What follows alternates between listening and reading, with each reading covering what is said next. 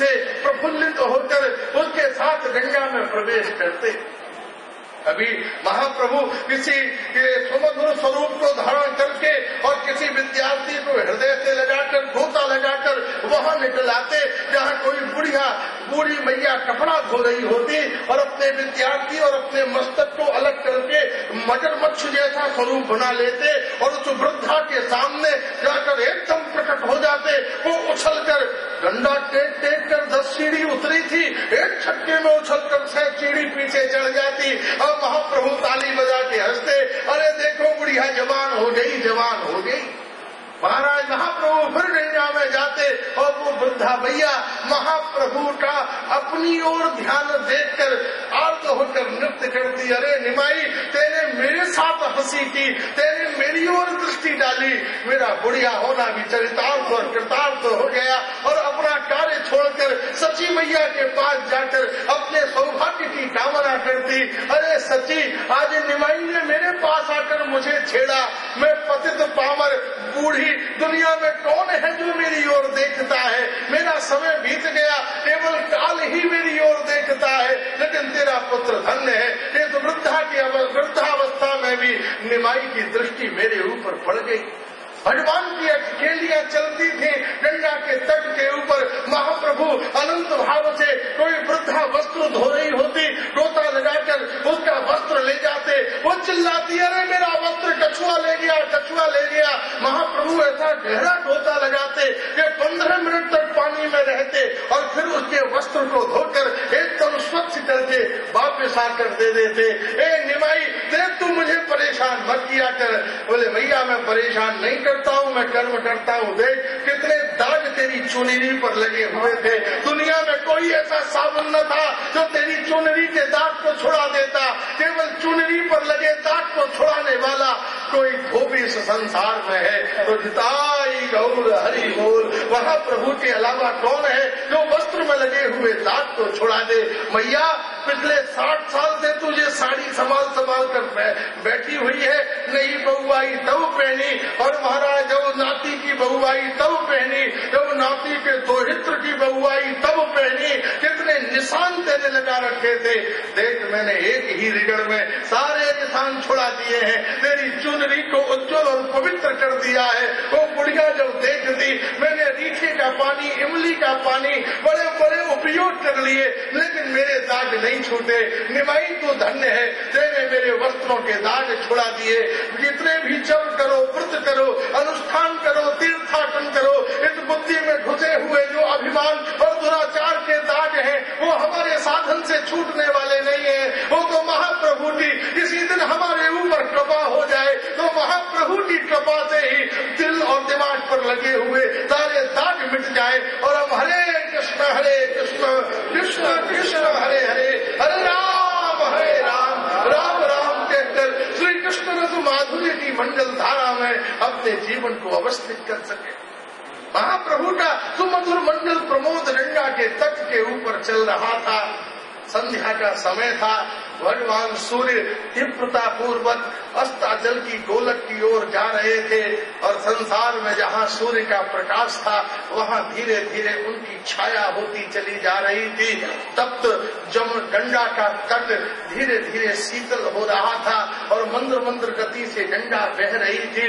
सूर्य की किरणों के प्रकाश से उच्छलित होने वाली गंगा की हर तरंगे अरुण होती चली जा रही थी। महाराज पक्षी अपने घोंसलों की ओर वापस लौट रहे थे। वृद्धाएं गंगा तट से घर की ओर जा रही थी। भौरे गुंजार कर उठे थे। चारों ओर अत्यंत माधुर्य फैला हुआ था। जो ही केतकी बटुल मौलश्री श्रीष चंपा पाटल की सुगंध से नवदीप महक रहा था। दूर मंदिरों के अंदर बजने वाली संध्या आरती करता हुआ दूर से गंगा के तट पर आया। आज पहली बार श्रीमद महाप्रभु और केशव कश्मीरी का आमना सामना हुआ। जैसे ही केशव कश्मीरी पास में आया, बच्चे वहाँ खेल रहे थे। सारे बच्चे अपनी अपनी शरारतें छोड़कर महाप्रभु के पीछे जाकर खड़े हो गए। महाप्रभु के वो छात्र थे, इसलिए उनकी तेज, उनकी शालीनता, उनकी कुलीनता और उनकी अनभ्रता भी अलौकिक थी। महाप्रभु के सामने कोई मलिन आत्मा नहीं जा सकती, महाप्रभु के सामने कोई अपराधी वृत्ति का व्यक्ति खड़ा नहीं हो सकता। आकाश में उस तरफ उस समय देखा जा सकता है जब सूर्य न हो, लेकिन जब सूर्य हो तो कौन आकाश की ओर देख सकता है। इसलिए महाप्रभु के छात्र भी व्युत्पन्न संपन्न थे, प्रतिभा संपन्न, विभा संपन्न थे। महाप्रभु के मुख से निश्चित होकर सरस्वती जिनके हृदय में प्रविष्ट हुई हो, वो छात्र भी कोई लौकिक और साधारण न थे। तब महाप्रभु के समीप जाकर एकदम मौन खड़े हो गए। केशव कश्मीरी आया क्योंकि उसे आदत पड़ गई थी कि उसके सामने आते ही हर आदमी पहले तो सहम जाता था, उसका व्यक्तित्व ही ऐसा था। फिर उसकी जो यश ख्याति थी, उस ख्याति का दबाव इतना होता था कि बड़े बड़े अभिमानी और धनवान भी उसके चरणों में झुक जाते थे। लेकिन आज महाप्रभु के पीछे खड़े हुए सारे विद्यार्थी अभय दृष्टि से उसकी ओर देख रहे थे। ऐसा लगता था जैसे कोई जंगली भेड़िया सामने आ जाए, लेकिन हाथी के शिशु अपने विशाल गज के पीछे निर्भय होकर खड़े रहते हैं। उसी प्रकार महाप्रभु के संपूर्ण छात्र भी निर्भीक और निर्भय होकर महाप्रभु के पीछे खड़े थे। केशव कश्मीरी ने मंद्र मंद्र मुस्कुराते हुए उन विद्यार्थियों की ओर देखा। अरे, मेरे आने पर आपने स्नान और अपना कुतूहल परित्याग कर दिया। आप अपना स्नान करें, खेलें। आप लोग क्या नदिया के रहने वाले हैं? मुझे तो नदिया में कोई जनमानस ही प्राप्त नहीं होता। मैं यहाँ के स्थानीय व्यक्ति से मिलने के लिए बड़ा विफल और व्याकुल हूँ। मुझे कुछ दरिद्र और कुछ साधारण व्यक्ति मिलते हैं, यहाँ नदिया का कोई विद्वान, कोई छात्र नहीं मिलता। मैंने सुना था नदिया विद्या का केंद्र है, लेकिन किसी विद्वान से मेरी आज तक मुलाकात नहीं हुई। तुम यौवन संपन्न छात्र लगते हो। अच्छा, तुम छात्रों में ये सबसे विशिष्ट मालूम पड़ता है, बड़ा मालूम पड़ता है। महाप्रभु की ओर देख के उन्होंने पूछा, तुम भी विद्या अध्ययन करते हो?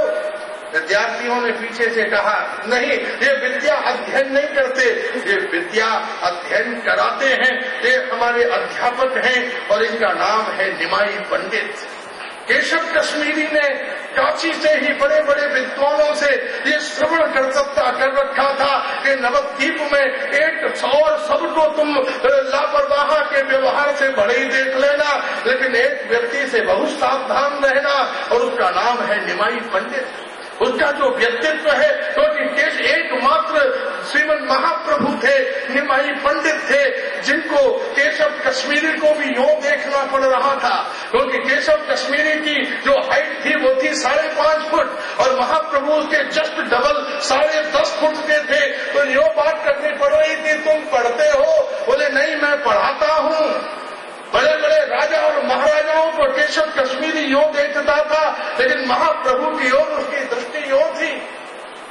महाप्रभु ने तुरंत अपने स्कंध पर पड़ा हुआ पीताम्बर उतारा और पीताम्बर उतार कर गंगा के तट पर उसे बिछा दिया और हाथ जोड़कर कहा, मैं यहाँ पर जगन्नाथ मिश्र का पुत्र हूँ और छोटी सी मेरी एक पाठशाला है जहाँ मैं आजीविका के लिए विद्या अध्ययन कार्य करता हूँ और ये मेरे छोटे छोटे छात्र हैं जो रोज मुझसे पढ़ते हैं। आज हमारा बड़ा सौभाग्योदय हुआ, ये आज गंगा स्नान का पुण्य गंगा के तट पर ही हमें प्राप्त हो गया कि आप जैसे विश्व विजेता महापंडित का दर्शन हमें प्राप्त हुआ। महाराज आसन ग्रहण करें। जिस पीताम्बर की सुगंध और सेवा को लक्ष्मी भी प्राप्त करने को तड़पती हैं, जिस पीताम्बर का अलौकिक रस महार्णव संपूर्ण ब्रज के अनंत सौंदर्य और तेज से परिगुंठित होता है, उस पीताम्बर के ऊपर ये साधारण सा विद्याभिमानी जीव कैसे बैठ सकता था? महाप्रभु के उस विनम्र स्वभाव और पीताम्बर को देखकर एकदम केशव कश्मीरी दूर से जा पीछे सरक गया और वहीं गंगा के तट पर जा बैठा। विद्यार्थियों ने महाप्रभु का पीताम्बर झाड़कर पुनर्पि उनके स्कंध पर डाल दिया। अच्छा, तुम्हारे विद्यालय में कौन कौन से विषय पढ़ाए जाते हैं?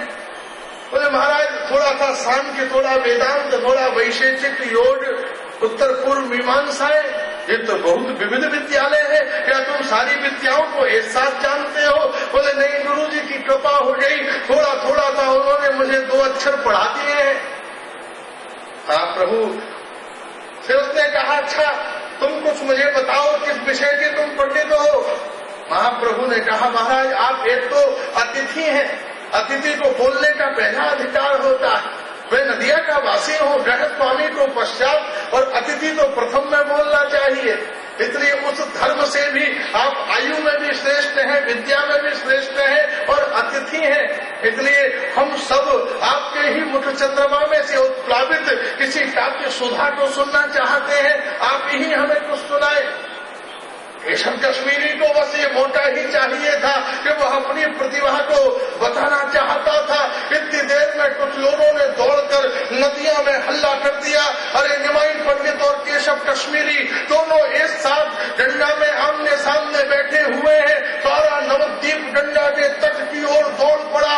महाराज एक तरफ माताएं बैठ गई, वृद्धाएं बैठ गई, बड़े बड़े विद्वान जो छिपे हुए थे घर से निकल आए। चारों तरफ नदियावासी इकट्ठे हो गए। जैसे दो सांड जब लड़े तो बाजार चारों ओर से बंद हो जाता है, ऐसे ही श्रीमन महाप्रभु और केशव कश्मीरी के परस्पर के संवाद को श्रवण करने के लिए सारी नदियां चारों तरफ से एकत्रित हो गई। केशव कश्मीरी ने दंभ के साथ कहा, तुम ही बताओ मैं किस विषय पर बोलूं? जो तुम्हारा अभिष्ट विषय हो मैं उसी का प्रकाश करूं, उसी की व्याख्या करूं। महाप्रभु ने कहा, अवसर पर प्राप्त सुयोग का आस्वादन करना ही बुद्धिमान व्यक्ति का लक्षण होता है। आप बैठे हुए हो नवद्वीप में और बात कर रहे हो लुधियाना की, बात कर रहे हो दिल्ली की, बात कर रहे हो अहमदाबाद की, ये अनौचित्यपूर्ण चर्चा है। जब आप नवद्वीप में हैं तो यहाँ की चर्चा कीजिए, यहाँ का रस लीजिए, यहाँ का आनंद लीजिए। मनुष्य की प्रकृति है कि वो जब वृद्ध होता है तो जवानी की बात करता है, जवान होता है तो बचपन की बात करता है, बच्चा होता है तो जवानी की आशा करता है। वो कभी वर्तमान में टिकता ही नहीं है, या तो भूत में चला जाता है या भविष्य में चला जाता है। जबकि जीवन का नाम है वर्तमान। जिसने वर्तमान को सजाया, वर्तमान का उपयोग किया, वर्तमान का रस लिया, वर्तमान का आनंद लिया, वो वास्तव में जीवन के अनिर्विण्ण आनंद, ध्येय और समाधान को प्राप्त करता है। इसलिए है महाराज, सुयोग है कि हम गंगा के तट पर बैठे हुए हैं और पुण्य सरता भागीरथी कलकल कल्लोल बंतनी सामने से बह रही है। तो जब मूर्तिमंत भगवान की कृपा सामने से बह रही हो तो फिर चर्चा का विषय कुछ अन्य होना ये उचित न होगा, अमर्यादित होगा। इसलिए हे भगवान, आप कुछ गंगा जी की महिमा में ही मुझे बताएं। जब भागीरथी सामने है तो उससे बड़ा विषय और क्या हो सकता है? आप कृपा करके मुझे गंगा जी के विषय में कुछ सुनाएं। केशव कश्मीरी को तो अपने आनंद और भाव का एक उत्तम अवसर प्राप्त हो गया था और केशव कश्मीरी ने गंगा जी की महिमा में 100 श्लोक, जैसे मूसलाधार वर्षा होती है तो कोई टपकते हुए बूंद को देख नहीं पाता, बस बिंदु सरासर नीचे की ओर गिरते जाते हैं। ऐसे गंगा के प्रवाह की उसकी तरंगों को कोई एक तक होकर देख नहीं पाता, प्रवाह बहता रहता है। उसी प्रकार केशव कश्मीरी के मुख से भी गंगा की महिमा में अनवरत 100 श्लोकों की झड़ी लग गई। जैसे कोई अचानक किसी बांध का द्वार खोल दिया जाए और उसमें से मोटी धारा बह जाती है, ऐसे ही केशव कश्मीरी के मुख से गंगा जी की महिमा में नवीन 100